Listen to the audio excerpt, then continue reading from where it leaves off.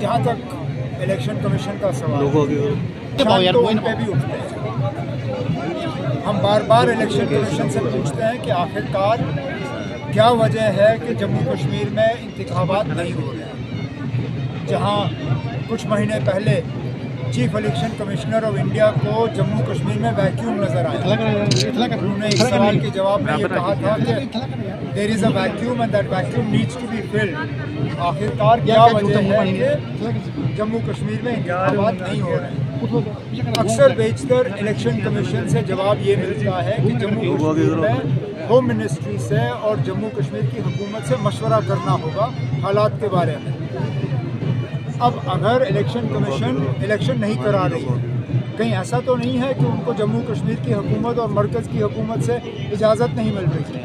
और अगर ये बात सही है तो फिर सीधा सीधा इसके पीछे वजह यह है कि बीजेपी वाले यहाँ इलेक्शन नहीं कराना चाहते। लेकिन हम दोनों बीजेपी और इलेक्शन कमीशन को इसके लिए कसूरवार ठहराते हैं। दोनों का फ़र्ज़ है यहाँ इलेक्शन कराना। सर जिस ये कहा जा रहा है कि पाकिस्तान से बातचीत के लिए इलेक्शन कमीशन बात करती है, पाकिस्तान से बातचीत के लिए बातचीत की बात हमने नहीं की। बीजेपी के सीनियर और सबसे टॉलेस्ट लीडर जो माने जाते हैं अटल बिहारी वाजपेयी साहब, ये उन्होंने ये सिलसिला शुरू किया था।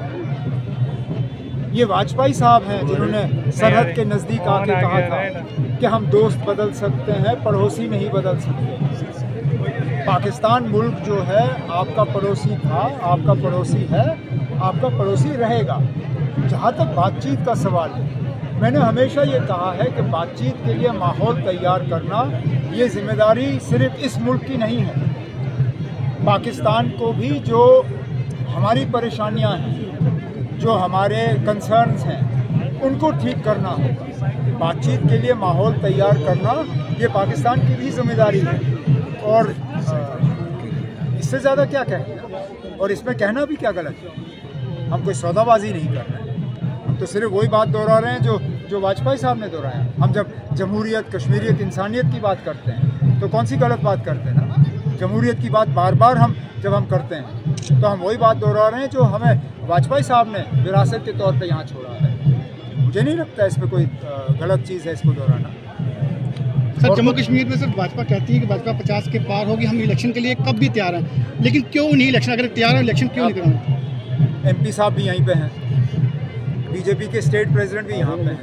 आप ये सवाल उनसे करिए ना, मुझसे सर। वो जवाब नहीं देते। अगर मेरे हाथ में होता इलेक्शन, अगर मेरे हाथ में होता इलेक्शन कराना, मैंने कल इलेक्शन कराए होते यहाँ पे। मैंने राजस्थान, तेलंगाना, छत्तीसगढ़, मध्य प्रदेश के साथ इलेक्शन कराए होते। कल हमारे वोट गिन रहे होते। हकीकत ये है कि बीजेपी वाले 50 क्या 10 का भी नंबर आज पार नहीं करेंगे और इसलिए यहाँ इलेक्शन करेंगे। सर 4 स्टेट में इलेक्शन